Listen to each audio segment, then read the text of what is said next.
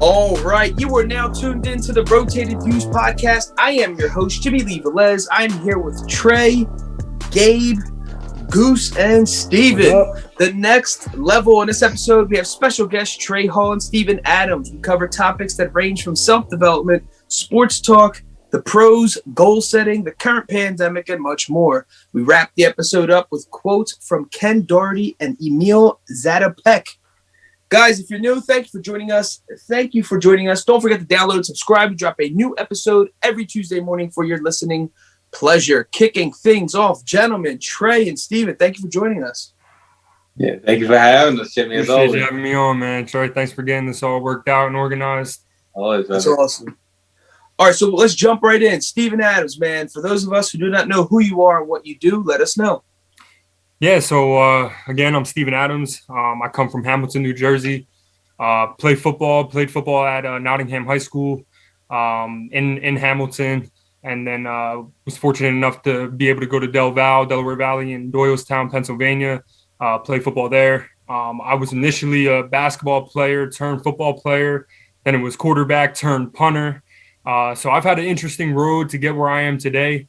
But, I'm very blessed to be where I am and to have, accomplished the things I have on this journey.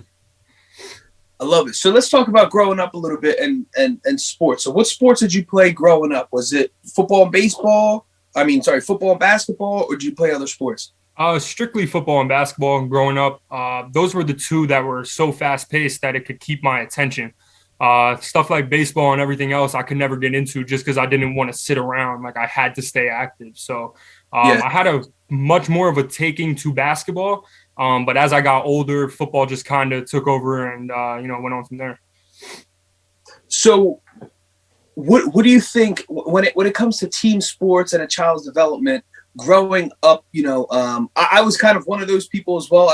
My mind, if a butterfly flew by me, man, you got my attention. What do you think when it came to sports and development with being a teammate and things like that? How did that help you in your own growth and your own development as a child? I think what it allowed me to do early was, I really was able to take over a leadership role from a young age. I was put in the forefront of our teams because typically my dad was the coach. So he wanted to see his son be a leader. And, I followed sports my entire life. I've really been engaged and been interactive myself. So being that young, being in the team sports, it allowed me, A, to get a leadership role, but B, to learn other values such as unselfishness, camaraderie, all of those things that growing up, coming into situations like at Del Val when I had to switch over from quarterback to punter, being so young and being in those situations before allowed me to just deal with that as if it was just second nature when I got to those levels. So unselfishness, sacrifice, all those things I learned from a young age. As I got older and got into those sports programs at Nottingham and Del Val, they preached a lot of the same things that made it easy to transition into. I love that. So did you have, I'm sure your dad was one of your favorite coaches. Do you have anyone else that was like a role model coach that kind of helped you along the way? I've had a bunch, a lot of great coaches in my life. I've had the pleasure to work with. He's going to hate me for saying this, but Duke Greco, man, is my guy. From the first time I got to Del Val, I'll tell you straight up, Duke didn't like me. I was lazy. I had a little arrogance, a little chip on my shoulder, right? Like that cockiness. But the relationship I was able to form with him over my 4 years at Del Val is special. It's even to this day, like, I can give him a call anytime, place. I know he's going to have my back and be there for me. Like I said, man, it's a special relationship. And outside of, having, the privilege to play for my father all the years that I did, I would say Duke, did an excellent job, as a coach, as a person, just allowing me to be myself and find my niche and thrive. I love that. So explain a little bit about the process that happened, from QB to punter. Like, how did that happen? Did they talk you into that? And before you do that, and I'll ask again if we forget, I thought you made an interesting point about Coach Duke saying, actually utilizing, maybe you thought, maybe it came in a little, arrogant or whatever it was. Sometimes that's all it takes, right? Sometimes that's not necessarily a bad thing. it's good that you have someone that's confident. You just got to redirect their energy. Right. It's not necessarily a bad thing. And sometimes, you kind of want that on your team, that level of confidence. So and I'll tell you honestly, like, just to touch upon it real quick, I think that's what he did an awesome job doing, was helping us understand, like, hey, you are talented, you are very good at what you do, but like, you still got to work for it, and you still got to go get it. And there's like, you're not at your peak yet, you're not in your prime yet, like, you still got to get there. And I think like not only him, but the entire coaching staff really helped us understand, especially myself, like, what you get in, or what you put in, what you're going to get out. And, like I said, they really put me in an environment where I felt I could thrive and succeed. And, that's what ended up happening, man. That's awesome. Yeah, well said. All right, so explain a little bit. So you want to talk about a humbling experience. You go in thinking QB, you end up being punter for the better. It ended up being a better situation. So explain that, though, for someone who might be in that same situation. I'll tell you straight up, man, really humbling experience from the start. I came in, like I said, I'll kind of backtrack a little bit. I went to Albright College originally when I was coming out of Nottingham High School. And I had a really, really humbling experience there, just because I had to leave the school, relocate to Del Val. Like, that whole entire process in itself was a very humbling experience. So having to then transition from from Albright to Del Val from quarterback to punter, it didn't seem like it was too much, because I just wanted to play at that point. Like, I had taken a year off. I sat the year out. I was kind of tired of watching everybody else play, and my friends posting on Instagram in their uniforms and, all this stuff I had to watch and admire from afar. So when it came to making a decision of, okay, am I going to stay at quarterback? Am I going to punt, maybe do something else? I said, hey, I'm here. I'm all in. And this is a good opportunity for me to just get on the field, be with the upperclassmen like Trey, Danny Wynn, Rashad Lady, like those guys, learn the culture of the program. And then Duke gave me the option. He said, if you want to go back and be the quarterback in the spring, you absolutely can.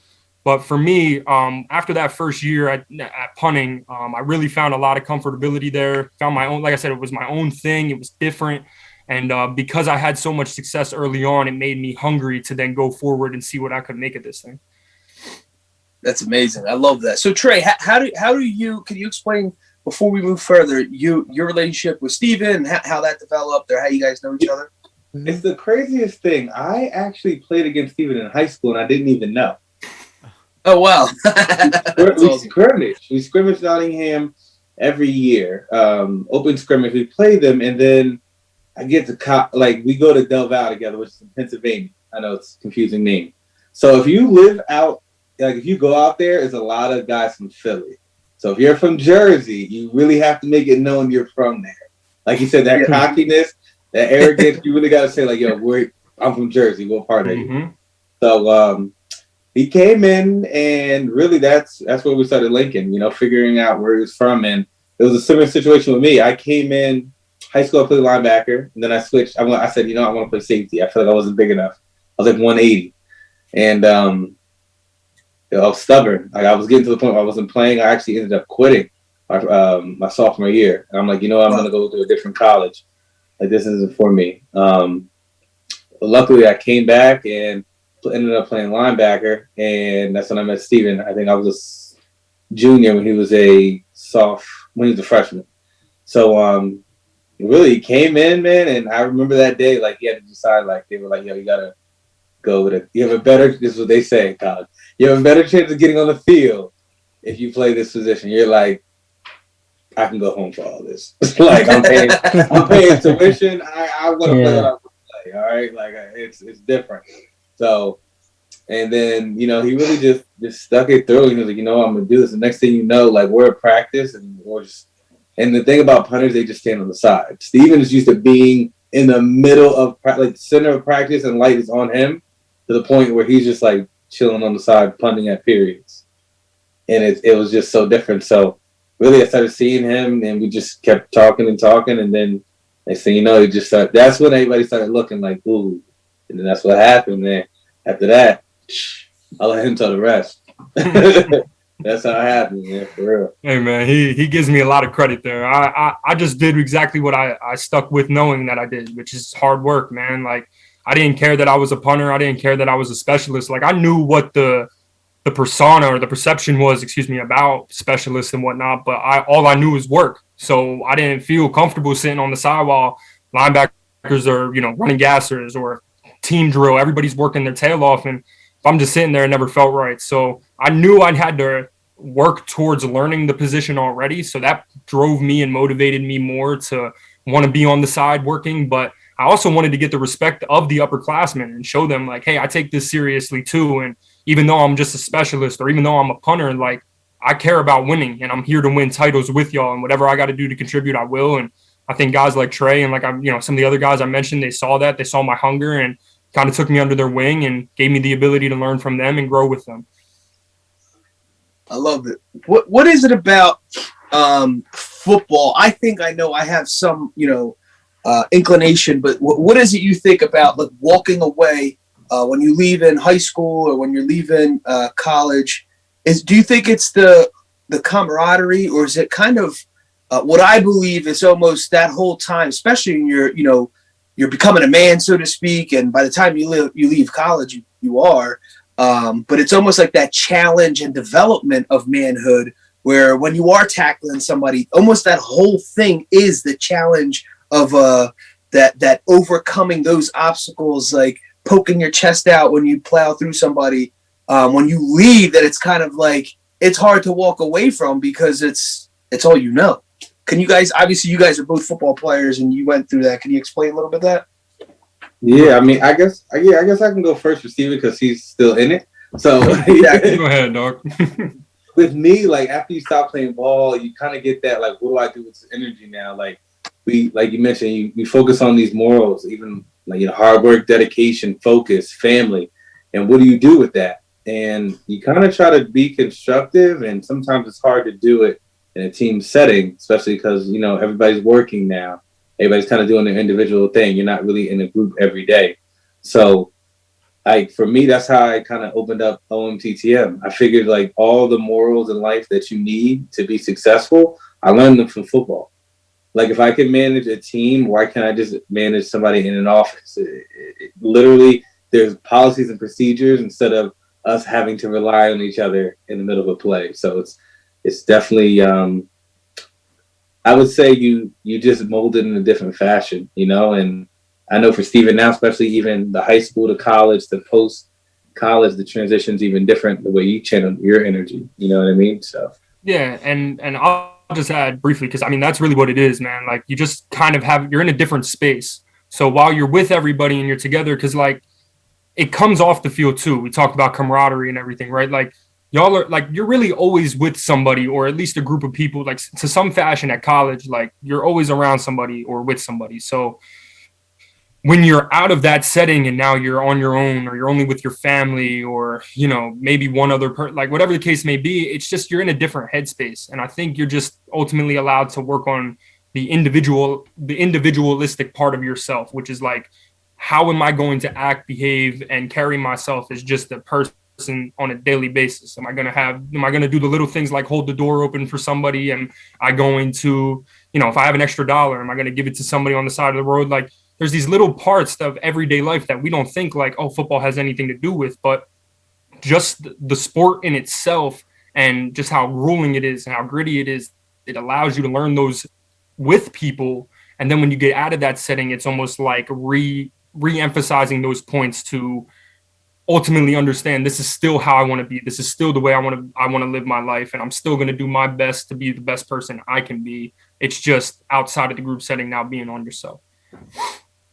I love it. Well said. So the title of this episode's titled The Next Level. So you went from high school to college, and now the next level for you is from college to the pros. So explain kind of that transition, your decision making, and I want to take this to the next level right after college, and where you are currently. Yeah. So for me, it really started after my junior year, when I started to understand that the next level was obtainable.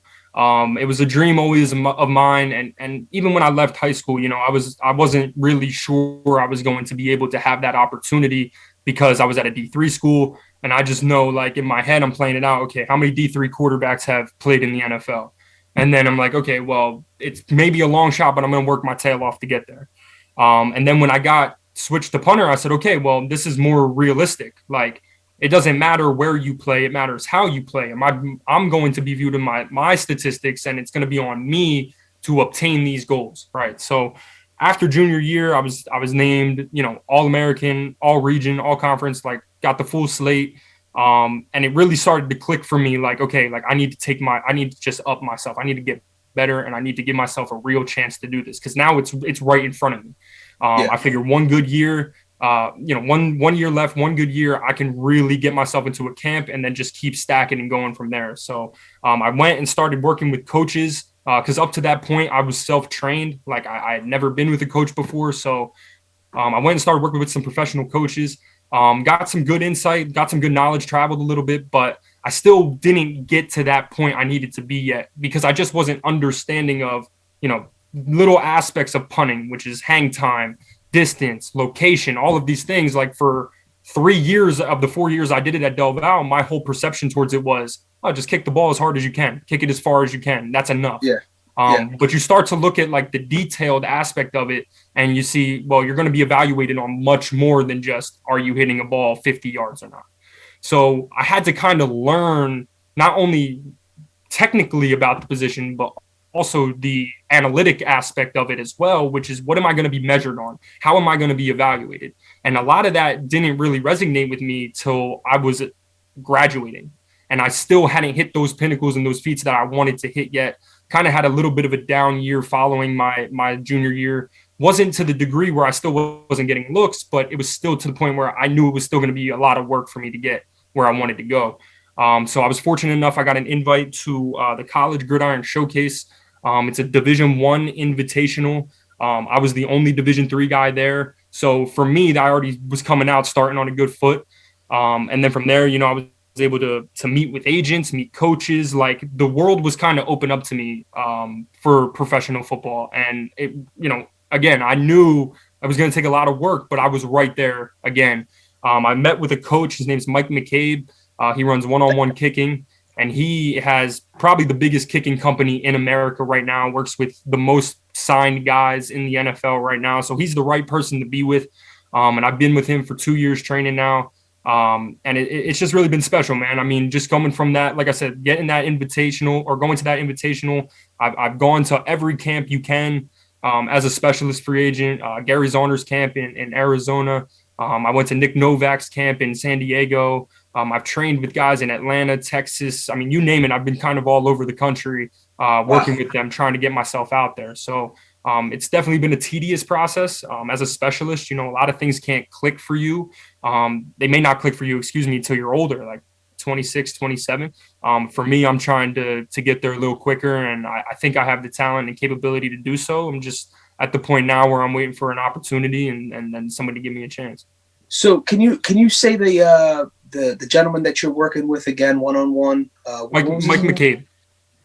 So is that a local thing? Or is that, obviously it's probably nationwide, but right, working with him, you have to fly out somewhere, or? Right. So he's stationed in Birmingham, Alabama, which is where I've spent probably most of my time these last 2 years. Like I said, training with him, but he has, I guess, if you will, branches where they're in different states. So there is one in New Jersey, one in Colorado, Texas, California. So it's pretty national. But if you want to work with the guy, it's Birmingham, Alabama. Wow. So what's your favorite part currently about the training aspect? Is it actually learning something new every day? Is it the actual physical training? Is it the experience, the knowledge, learning a little bit more about yourself, who you are, or the possibilities? Talk a little bit about that. Yeah, so I think the coolest part is just to see how much better I've gotten. Like I said, this started off, as simple as possible.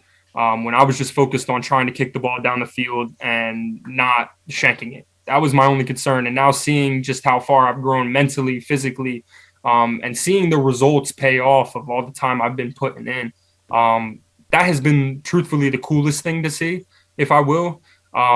Selfishly, the one other aspect of it outside of just myself, it's kind of the relationships I've been able to make over the years, like meeting people I would have never thought I would ever meet in my life. Like I said, training down there with Coach McCabe, being around those professionals and seeing how they work and having some of them mentor me and try to get me to that same point. It's really been humbling, and it's been an awesome experience, and something I'll be able to take with me forever, man. It's been really cool all around. What's one of the biggest lessons you learned about yourself throughout this process? How hard-headed I am. Yeah. Man, I'll tell you what, dude. I've beaten myself up.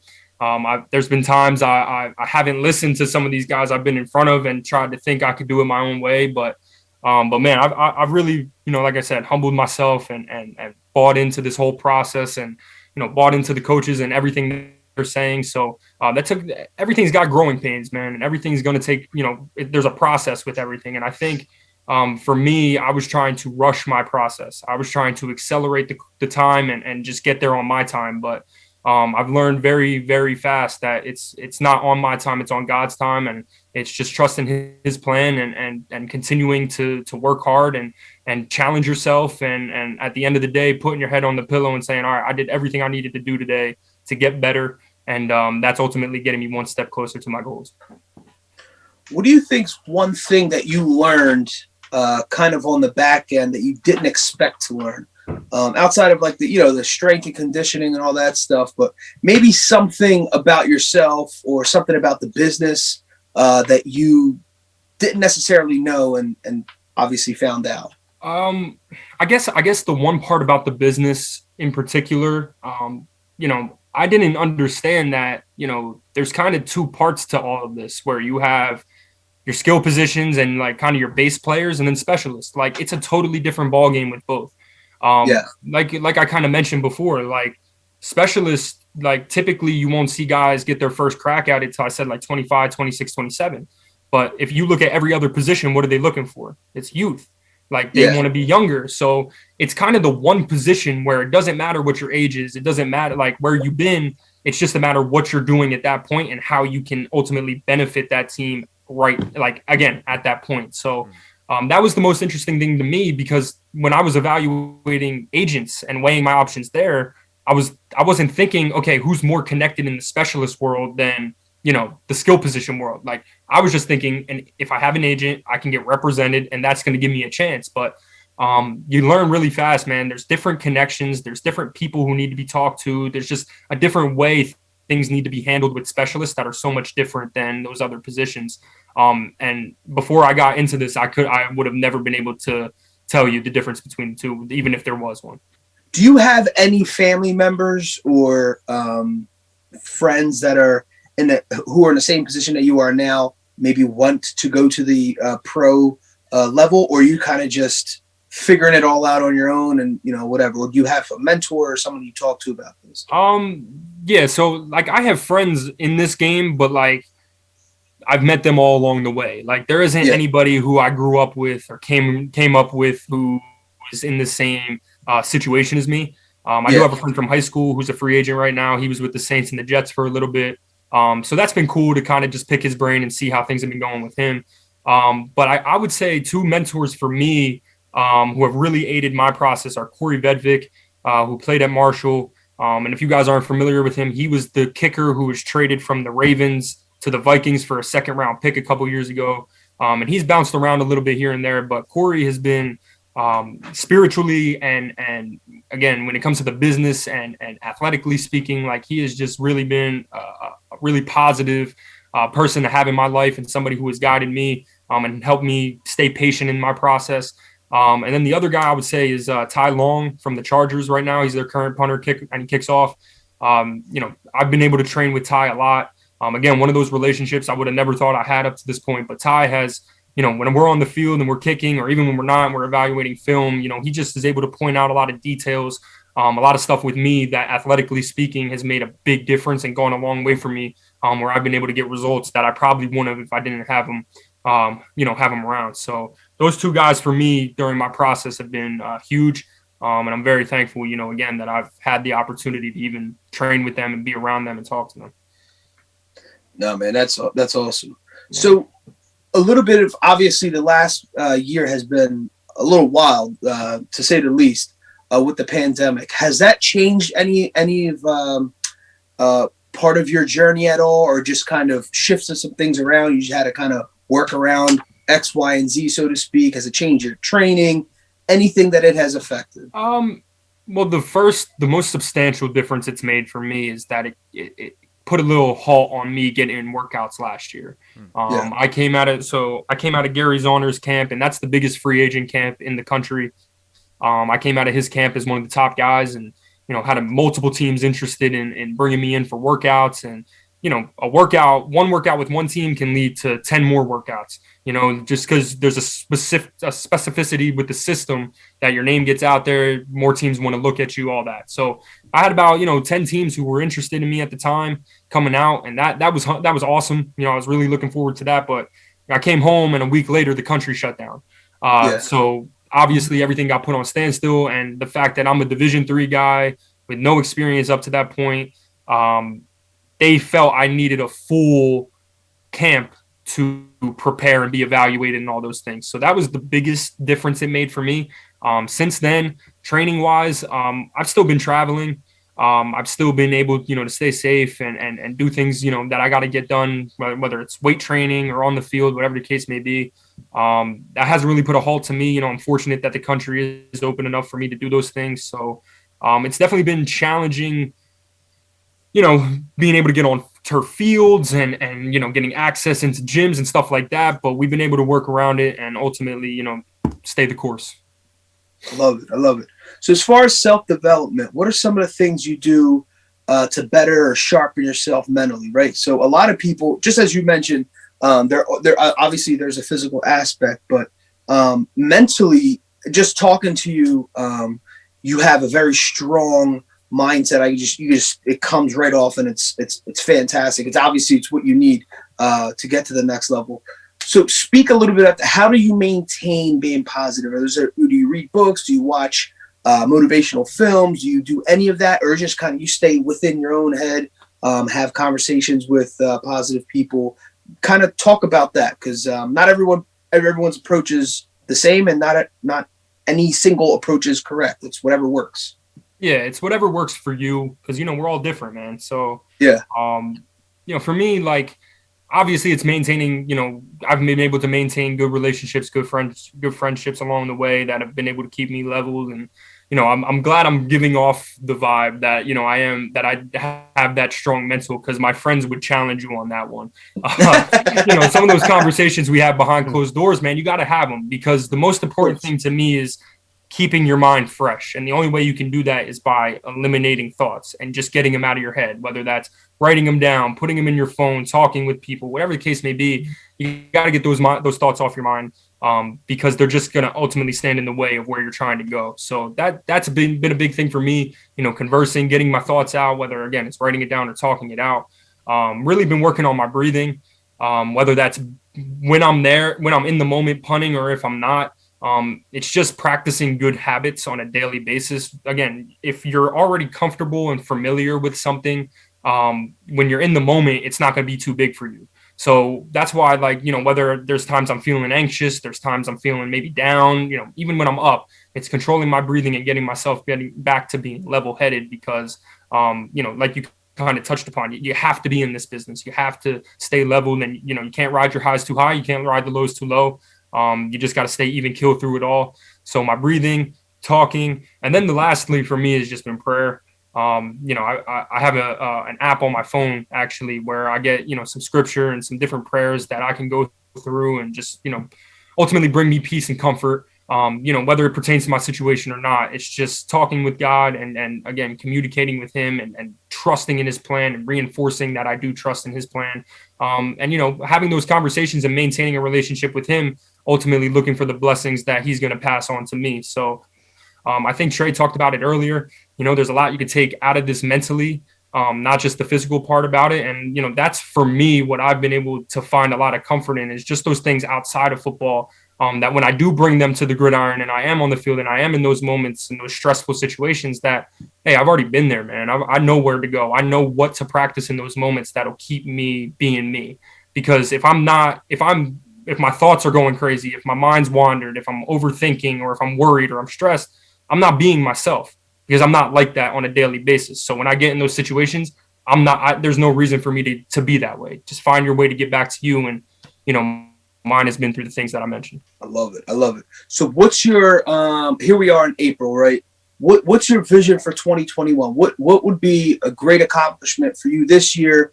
The world coming back, hopefully, running back to somewhat, some level of normalcy there.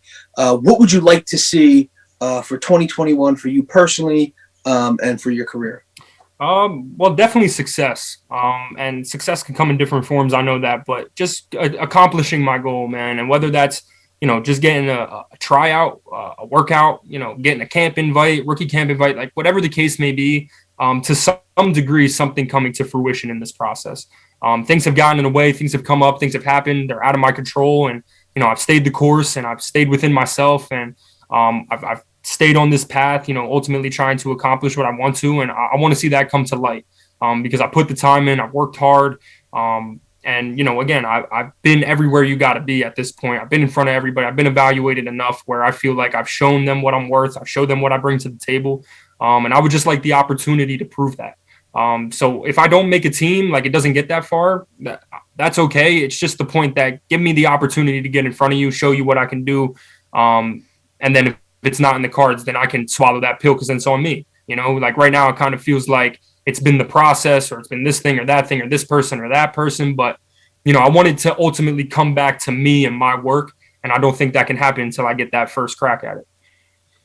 I love it. So explain to folks a little bit about how you manage work-life balance, right? So you're working your tail off, doing X, Y, and Z just to, because when that opportunity knocks, you got to be ready to rock and roll, right? All right. How do you manage and balance life? Still have the ability to hang out with friends and hang loose without being so, uptight at all times. And listen, like you said, you're going to have those conversations with your buddies. You're going to have those conversations with God. But in the middle of all that, when, you're doing, like you said, you're doing all the right things. At one point it's going to line up, let it be God's will, but it'll line up for you. Yeah.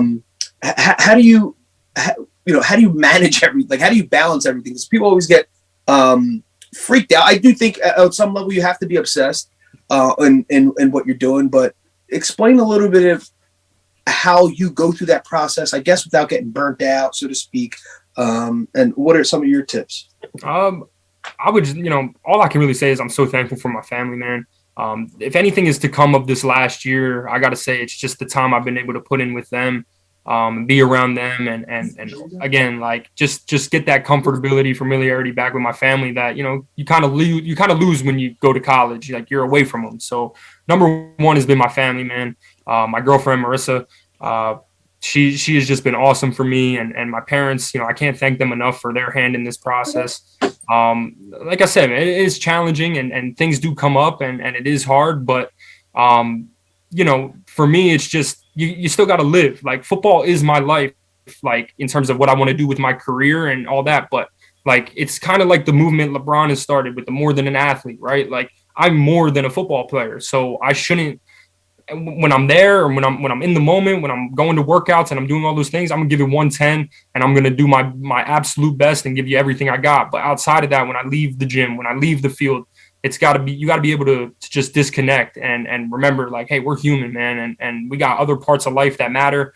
And just not letting those that pressure that you kind of talked about of working so hard and trying to master the craft, like just understanding, like, hey, like I said, I'm going to be with my girlfriend. I'm going to relax. I'm going to take time with her, and I'm not going to worry about football. If I'm going to go hang out with some friends, like, hey, we got plenty of time to chop it up and talk football and whatnot. But like, let's also talk about life and make sure we're addressing those things too. I think it's just understanding, like, it's not just football in this life, that there's bigger things. And, I'm just very, like I said, very grateful I've been able to maintain a lot of those relationships that have kept me in that thought process. Well said, man. I love it. So, Stephen, this is my son, James. What's up, Steven? James? How you doing, man? Good. Nice to meet you. So I've been talking to James a lot about being a punter, which is interesting. Steven's a punter. He's going to be a pro punter. Okay. So, Steven, what's one of the couple things you give my son some pointers with the process. He's only 7 now, but hey, time flies. One day he'll get there. Right. Hey man, I'm just gonna tell you, if you want to punt, if you want to play football, whatever you want to do, man, go get it. Go have fun with it. Wherever your heart's at, whatever you want to do, man, go have fun with it. Because that's something I miss. I miss when it was just all about fun and enjoying it, and it wasn't so work based. You know what I mean? But whatever you have the most fun doing, whether that's punting or if it's going to be anything else, man, you just go out and you have the time of your life and you enjoy it, because what we're supposed to do is chase our passions. I'm chasing my passion and what I want to do in my life. And if you find that in punting, hey, we got to get you with Coach McCabe and we got to get you going and start swinging that leg, dude. But if not, and you're going to do something else, hey, just make sure you put yourself around the right people. We got a great dad here and probably got a great support system around you. So you're going to have it all, man. Just wherever you want to go in life, know it and go get it. Thank you. Ain't no problem, buddy. All right. So there you go. Stephen, thank you, man. I appreciate that. That was great. Oh, not a problem. And just to wrap things up, I'll allow you to, provide some closing words, and Trae, you as well. But when you speak, I said this earlier, when you speak, there's something special about you, man. There's something there. I wish you nothing but the best. I truly do believe in you. I believe in the process. Sometimes it doesn't necessarily, work out the way we want it to work out. Sometimes our expectations don't meet the results, so then it leads to frustration. It's something that I always talk about because that was me at one point, obviously on a different spectrum. But there's a vibe that I'm getting off of you that it's going to happen. It's not going to happen the way you think it's going to, but something's happening, more positive, positive future for you for sure. A lot of success coming your way. But with that being said, is there anything you want to say in closing or Trae, do you want to say anything in closing? And if not, how can people follow you on social media? Yeah, I mean, I'll pop it off. I kind of touched upon it a little bit right there. But it's, again, man, like, no matter what position you're in your life, whether you're 25, graduated from college, or you're 14, starting high school, or 7 years old like James, man, like, know your passion. Like, know what you want to do with your life. And that might be hard when you're that young, but, like, I feel like we all kind of have a little bit of a gauge of what we want to do and what we enjoy doing the most. So definitely, my number one thing, man, is whatever you want to do in your life, take that and run with it. And don't just go with it and kind of drag your feet through it. Like, fall in love with it. Fall in love with that process we've talked about. Like, go get everything you want, because it is obtainable. If you put the time in, you put the work in, like, good things come to those who work hard. And like you kind of just said, on the surface, it may not come right away. It may not hit you right, but it's going to come. And even if it's just lessons you take out of grinding that way, that's still valuable, and you could still be successful with those tools, because that's what they are, man. They are tools for you to continue this life and continue to chasing success and all that. So, and then the last thing, man, just master the craft. Like, whatever that is, go, like I said, go get it, master it. Like, really want to be a full-blown, like, master in what you do, because that just opens up more doors, more opportunity for you. Like, don't close the door on being your best version of yourself, and whatever that is, whatever that may be, just don't close those doors, because you can get anything you want if you just put the time in there. Well said. Well said. Thank you. And Trae, what about yourself, man? Yeah, absolutely. Just to piggyback off Steve, like you said, if you're going to do anything, do it to the max, or don't do it at all. Like Master Yoda said, there's no try, do or do not. And yeah, like you said, the tools, those basic tools we learned as kids, the hard work, focus, dedication. When you're literally doing something, focus on that one thing. If you're at practice, be at practice. If you're with family, be with family. If you're with friends, be with friends. So it's like, make sure you have the balance in life and just have fun with it. Like you said, like, you have to have, because, like, I don't want to say we're only here once, but enjoy your life while you're at the age you are. Because, when people get to the retirement, they don't talk about, I wish I had this or that. They talk about the time they could have spent, or things that they couldn't do. It's not the material things at that point. It's other, it's life-changing things. So just thankful and blessed, as always. Awesome. Trae, so how can people follow you on Instagram, and then Steve will go? Yeah, absolutely. Yeah. So company page, OMTTM_lifestyle. And that's the best way to follow us. I'll be honest. You can follow us on Instagram, Twitter, Facebook, Trae Hall, Trae L Hall. I'm sorry. And yeah, my omttm.com as well. Updating the website literally this week. Got some new material for you guys. Awesome. And Stephen, what about yourself, man? So for me, I'm the same name on Twitter, Instagram. iStevo, ISTEEVEO. For anybody who's listening or, whatever the case may be, man, I try to make myself available as much as I can.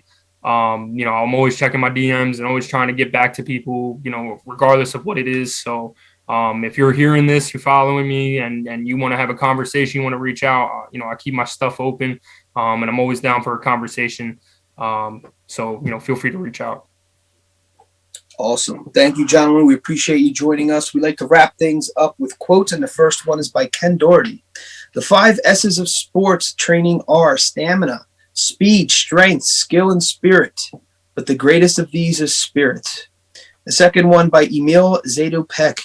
An athlete cannot run with money in his pockets. He must run with hope in his heart and dreams in his head.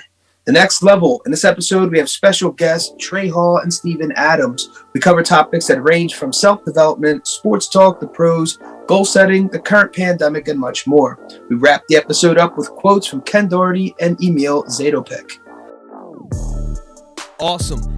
Guys, thanks again for joining us. The Rotated Views podcast was produced for self-development purposes. Huge shout out to our sponsors. This episode is brought to you by the Blessed Lifestyle brand. That is BL3SSED.com. Also sponsored by The Motivation Files Unleashed.